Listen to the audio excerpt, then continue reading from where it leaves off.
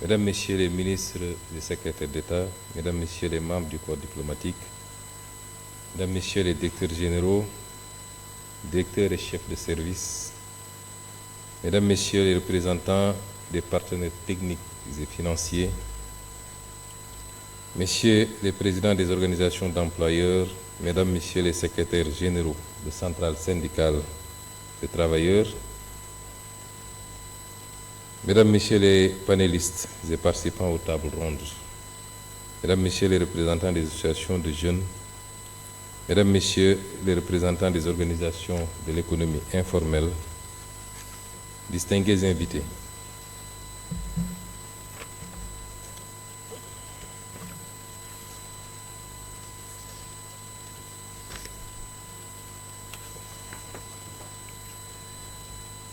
Nous avons tenu, durant ces journées de réflexion collective,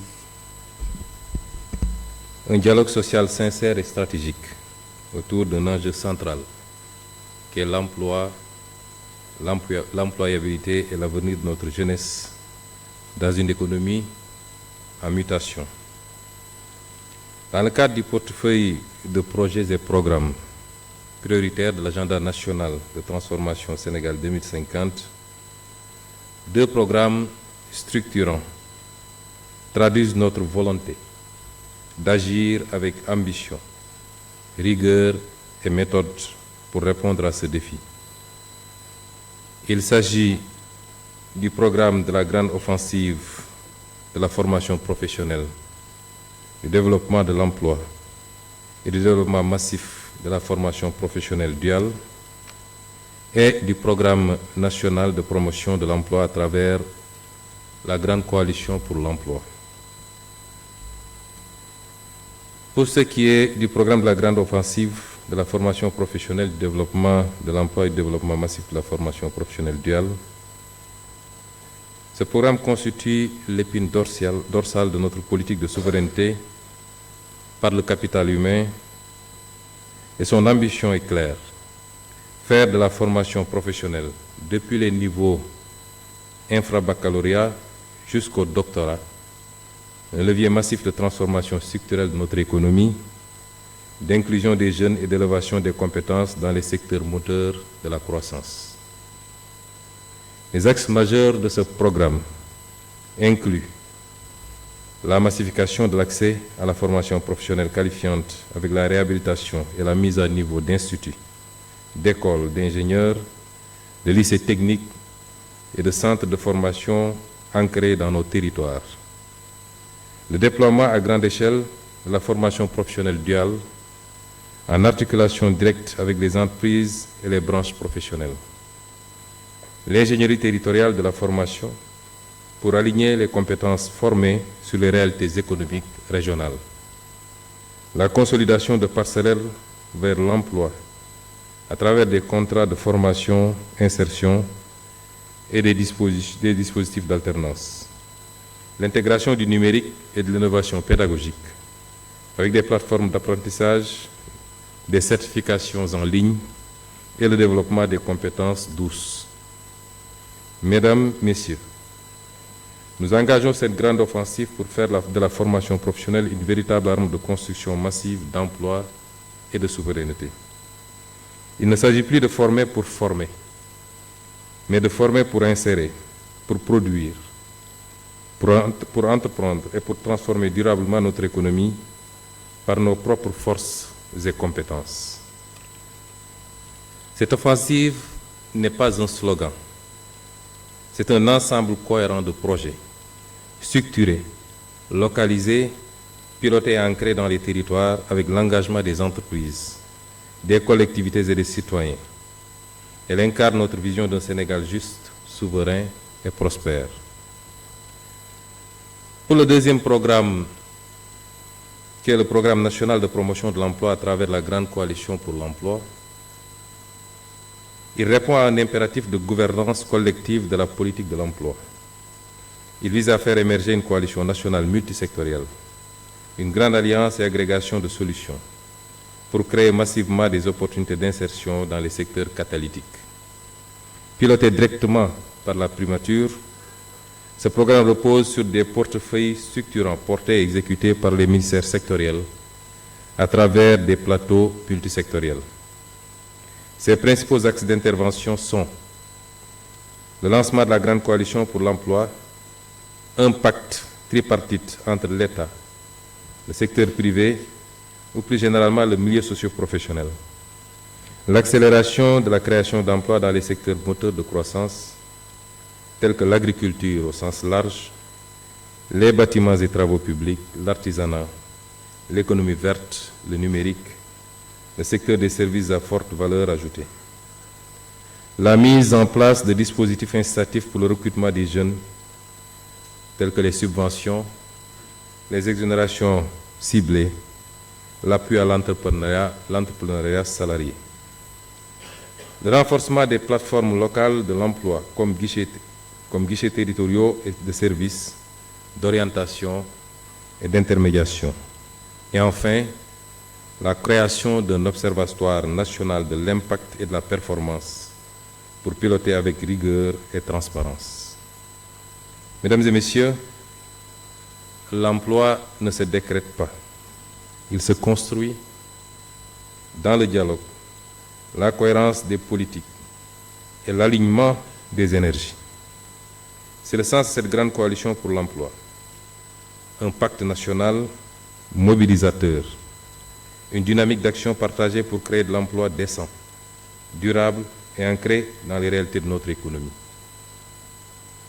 En conclusion, notre engagement est total.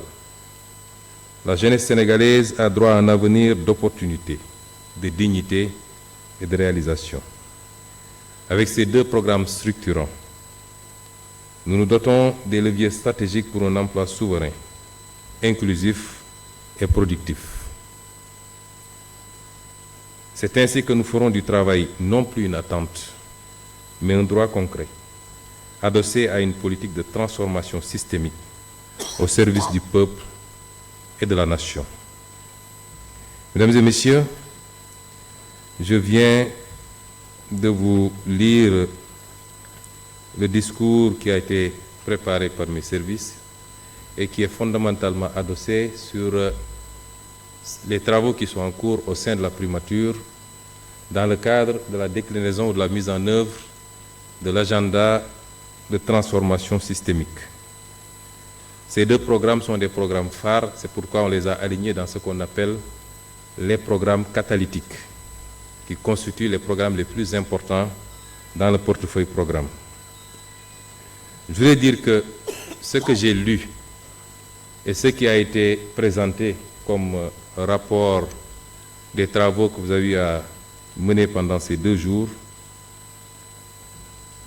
constituent des professions de foi, des projections et des vœux. Il n'en a pas manqué dans le passé au Sénégal et je pense que des regroupements comme celui-là, sous cette forme ou sous d'autres formes, on en a tenu des dizaines, voire des centaines dans ce pays. Il est temps que nous puissions passer à l'action concrètement.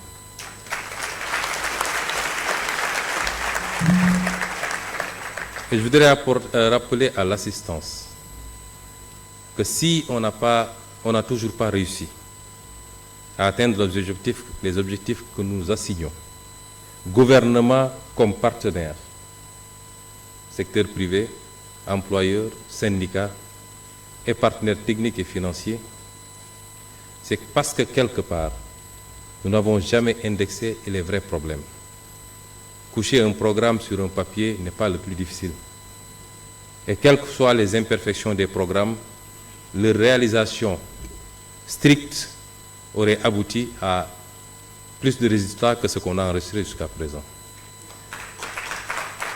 Le vrai problème de ce pays, c'est que nous ne sommes pas productifs.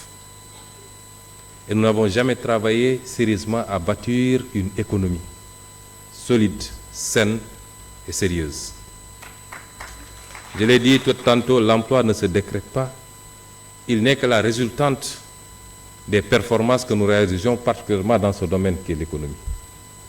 Et c'est illusoire de penser que l'emploi tomberait du ciel simplement parce que nous avons ce vœu si nous ne nous attaquons pas sérieusement à ce problème. Le second problème est celui de la mobilisation des moyens endogènes du financement pour répondre à nos ambitions et pouvoir avoir plus ou moins d'autonomie par rapport à cela. Mesdames et messieurs, sur la période 2014-2023, l'activité économique au Sénégal a cru en moyenne de 5,3% annuel, contre 3,3% sur la période 2000-2013. Mais si on exclut de cette croissance le PIB non agricole, qui s'est accéléré qu'entre 2014 et 2017, ça veut dire que depuis 2018, nous sommes dans une dynamique de décélération. Si on l'enlève, et si on enlève de cette croissance également le secteur des hydrocarbures, la croissance moyenne a été de 3,1%. Si vous la corrélez au courant démographique, vous vous rendez compte que nous n'avons pas suffisamment été productifs, nous n'avons pas pu dégager suffisamment de marge pour que cela puisse générer de la redistribution par l'emploi, redistribution par l'offre de biens et services sociaux et redistribution par les transferts sociaux pour aider les plus démunis. Et c'est là où se trouve le véritable pari que nous devons relever désormais. Si on ne parvient pas à bâtir une agriculture solide, si l'on ne parvient pas à bâtir des activités structurées autour des autres secteurs primaires, pour pouvoir avoir l'ambition d'aller vers le secteur secondaire par la transformation, tout ce qu'on est en train de dire ici sera du vœu pieux, mais nous ne produirons pas d'emploi au Sénégal. Le second problème, comme je l'ai évoqué tantôt, est celui du financement. Nous sommes dans le même schéma qu'il faut aujourd'hui complètement bannir, il faut en sortir. C'est celui de notre incapacité à une correcte mobilisation des ressources internes, nous rendant dépendants et très exposés aux sources de revenus extérieures. Et pourtant, nous en avons les moyens. Nous avons les moyens d'une plus grande mobilisation des ressources endogènes. Si je prends un secteur comme le secteur minier, sur les 5 dernières années, ce secteur a produit 4 milliards 290 millions à peu près de chiffre d'affaires. 4 290 milliards du moins de chiffre d'affaires. 4 290 milliards de chiffre d'affaires. Le secteur extractif, que ce soit le secteur de l'or, l'exploitation aurifère, les phosphates, le zircon, tout le secteur extractif, 4 290 milliards et poussières, pour un bénéfice cumulé de 1127 milliards, à peu près le 7e du budget du Sénégal. Et en termes de revenus, dividendes comme impôts réunis, y compris les redevances, le pays n'en a pas perçu plus de 400 milliards, soit moins de 35% des revenus générés par le secteur. Et ce tableau est plus reluisant d'ailleurs de ce qui risque de nous arriver avec l'exploitation pétrogazière, où sur des projections, par exemple en matière gazière de 21 440 000 barils par année, pour ce qu'on vient de démarrer, en attendant les phases qui suivent, le Sénégal, tout revenu confondu par Petrosen, par Sénégal, se retrouvera avec moins de 13% des revenus pétroliers. Comment voulez-vous, quand un pays peut se satisfaire de voir ses capacités endogènes à mobiliser des ressources lui échapper, comment voulez-vous qu'il ait les possibilités de financer son développement et accessoirement de créer des emplois. S'y ajoute notre faible capacité à mobiliser des ressources fiscales. J'ai entendu hier M. Lam se plaindre de la pression fiscale, il a tout à fait raison. Parce que notre incapacité à asseoir un système fiscal conforme à nos réalités, avec des taux supportables et une assiette extrêmement large, pour amener tous les Sénégalais à pouvoir contribuer, fait que aujourd'hui, tout l'effort est concentré sur une petite catégorie cible qui malheureusement supporte la charge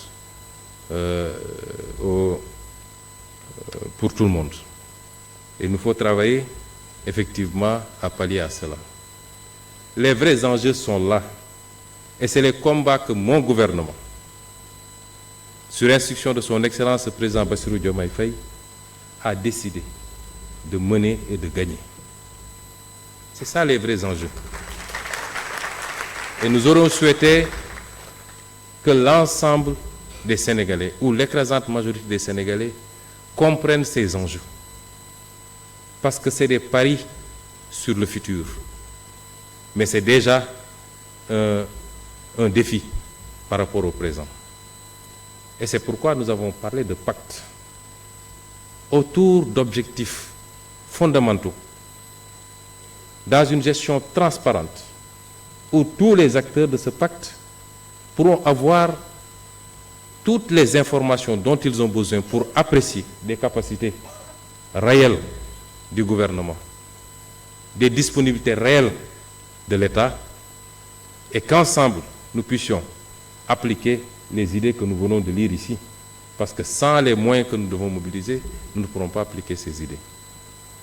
Et c'est pourquoi nous avons besoin de tout le peuple sénégalais. Nous allons lancer des discussions pour renégocier ce qui a été mal fait et pour faire de sorte que l'essentiel des richesses de ce pays puisse profiter au pays, y compris le rapatriement des devises qui doit pouvoir servir notre balance. C'est un combat que nous ne gagnerons pas sans le soutien de tous les Sénégalais. Parce que nous le menons contre des mastodontes dont vous ne pouvez même pas imaginer les capacités. Et c'est quand on parle de sainte alliance autour des intérêts stratégiques de ce pays, c'est de cela qu'on parle. On ne parle pas d'alliance politique. Il y a un temps pour la politique et un temps pour se consacrer à l'intérêt national.